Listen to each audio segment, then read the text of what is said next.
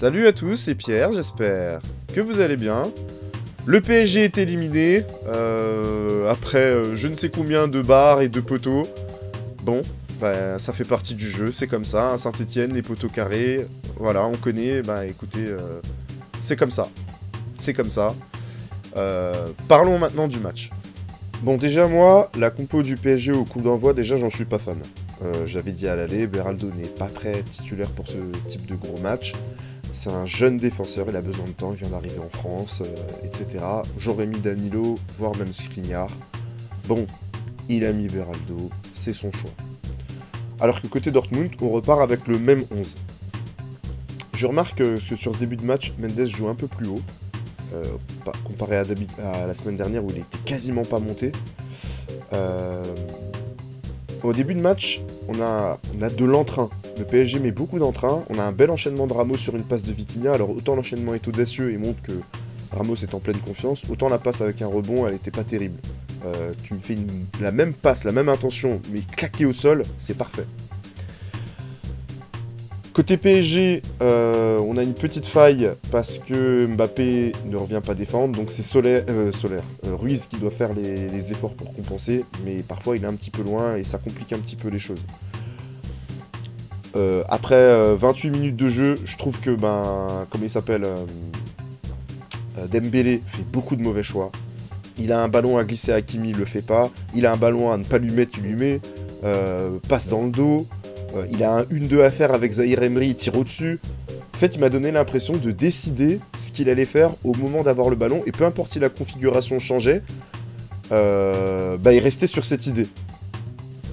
Ce qui n'a pas vraiment de sens. Après, sur la fin de la première mi-temps, ça a été mieux, il s'est un peu plus adapté. Il a joué un petit peu plus juste. Mais voilà, beaucoup de mauvais choix de Dembélé sur la première mi-temps.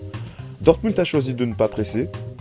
Il y a eu quelques séquences où ils sont allés presser, mais généralement, ils ont choisi de ne pas presser. Sancho est toujours aussi bon, toujours aussi létal. Ses dribbles sont toujours aussi dangereux. Et du coup, ouais, Dortmund a fait le choix de jouer en contre. Et c'est d'ailleurs sur peut-être même leur seul contre, que Adeyemi part comme une fusée, on le sait, hein. Il joue très bien le coup. Marquinhos aussi, pour l'empêcher de faire la passe. Il se met bien entre les deux, parce qu'il y a un 2 contre 1 à jouer. Donc là, il doit fixer Marquinhos et faire la passe. Sauf que Marquinhos joue très très bien le coup. Là, je pensais qu'il allait accélérer, parce que c'est une fusée, hein, accélérer, et il l'a pas fait. Finalement, il a tiré. Super barrette de Donnarumma. Heureusement que la balle était à mi-hauteur, parce que à ras du sol, à mon avis, c'est but. En fait, le PSG est souvent dans le camp de Dortmund.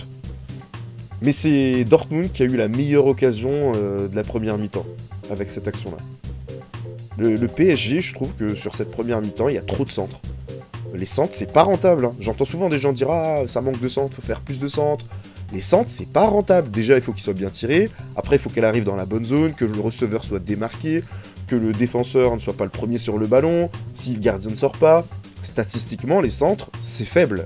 C'est pour ça d'ailleurs qu'on en voit de moins en moins par rapport à il y a 15-20 ans.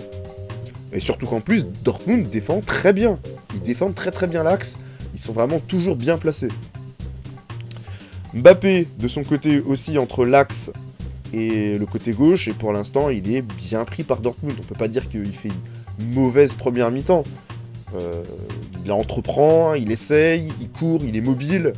Mais Dortmund défend très bien. Alors je sais pas si le plan du PSG, le plan de jeu dépendait ou reposait sur les centres sur Gonzalo Ramos, mais désolé, mais de le dire encore une fois, je trouve que l'équipe est sous-utilisée compte tenu de ce qu'elle peut faire, avec une compo différente et une animation différente. Après, je sais que c'est compliqué pour Luis Enrique qui doit faire avec Mbappé et la liberté qu'il faut lui donner, mais quand même, l'équipe est pas aussi forte offensivement qu'elle pourrait l'être parce que Vitinha est trop bas, il pourrait combiner plus haut, parce que c'est un très bon joueur dans les espaces. Ruiz est un bon joueur, mais il est bien meilleur que l'an passé, ça c'est sûr. Mais dans le déséquilibre, il apporte peu. Donc première mi-temps ratée, j'aurais mis Barcola, Mbappé, Dembélé, Vitinha et Zahir Emery, milieu centraux, et avec ces 5 là, je pense que tu as la base pour créer quelque chose de solide. Mais là, je suis pas convaincu. Je remarque qu'au marquage, c'est Ramos qui prend Can. Ah, ils se sont un peu alternés. Ça n'a pas toujours été lui, mais j'ai souvent vu prendre Emre Can. Et plus Dembélé, parce que... et c'est pas plus mal comme ça, parce que c'était un peu lunaire la semaine dernière. Vitinha, bah, il perd pas un ballon. Il voit tout. Il lit le jeu. C'est le meilleur milieu relayeur du monde à l'heure actuelle. Sans aucun doute. Début de deuxième mi-temps, le PSG ne change rien. On repart avec les 22 mêmes joueurs. Et 50e minute, Dortmund ouvre le score par Hummels. Et qui est le fautif sur le marquage? Je vous le donne en mille. Beraldo. Mais j'en étais tellement sûr. Déjà avant le début du match, j'envoie un message à mes potes, je leur dis Beraldo, il aurait mieux valu mettre Danilo. Et bien évidemment, c'est lui le coupable. Mais ça, j'en étais tellement sûr. Il est pas prêt pour ce genre de... C'est un bon joueur, hein. Il a une relance, il n'y a rien à dire. Mais pour un match comme ça, de demi-finale, je m'attendais plus ou moins à ça. 55e minute, Adeyemi sort à la place de Reus. Alors là, j'ai pas compris ce changement. Enfin, au début, je l'ai pas compris, mais je pense que ça rentrait dans la logique de Terzic de commencer à jouer plus défensivement. Et avec des joueurs qui prennent moins de risques. Alors autant Adeyemi n'a pas pris tant de risques que ça. Mais Reus avait un profil un peu plus travailleur que lui. Je pense que ça doit être pour ça qu'il... Je pense que ça va être pour ça qu'il l'a sorti. À 60e, on a une bonne passe de Vitinha qui trouve bien Ramos. Et c'est pour ça qu'il doit jouer plus haut Vitinha.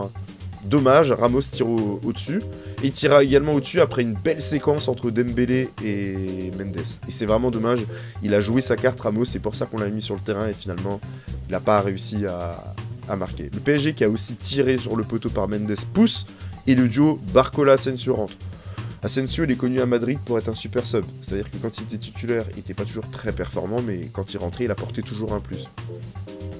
À la 65e, Terzic sort Sancho pour Zoule. Bon, là, il cherche clairement à verrouiller son avance. Et comme son équipe défend bien et que Sancho commence à tricoter plus qu'à créer, c'est une bonne décision du coach. Là, franchement, sur cette demi-finale aller-retour, Terzic a vraiment bien... En NBA, on aime bien employer ce mot-là, mais il a out-coaché Luis Enrique. Luis Enrique, il a peut-être tenté des choses un peu capillotractées, il a le mérite d'avoir tenté. Mais alors, franchement, je pense qu'il y avait plus simple à faire. Il y avait plus simple à faire. Pour un résultat qui aurait été au minimum du même acabit que ce qu'on a vu. Et dans le meilleur des cas, ça aurait été mieux, et moi je suis convaincu que ça aurait été mieux. Mais bon, encore, j'ai pas tous les éléments, je suis pas à l'entraînement, j'ai pas tous les éléments, mais... Je vous le dis, je reste convaincu que cette équipe est sous-utilisée. Bon, la suite est anecdotique. Le PSG ne réussira pas à aller chercher la qualification. Dortmund est allé chercher son ticket pour la finale. Bravo à eux, parce que franchement, personne n'aurait misé sur eux en début de saison. Ils seront pas favoris pour la finale. Le PSG est éliminé aux portes de la finale et essaiera l'an prochain de la remporter sans Mbappé. Alors, est-ce que c'est un mal pour un bien? Je ne sais pas. On dit souvent que l'OM a gagné sa Ligue des Champions sans JPP, donc l'e-sport est permis. C'est dommage pour le PSG, parce que les choses étaient positives pour eux, après la poule de la mort. La Real Sociedad en 8ème de finale et le tableau favorable sans les gros. Faudra apprendre de cette défaite. Alors, c'est vrai qu'elle est un peu cruelle, parce qu'il y a eu des poteaux, des machins.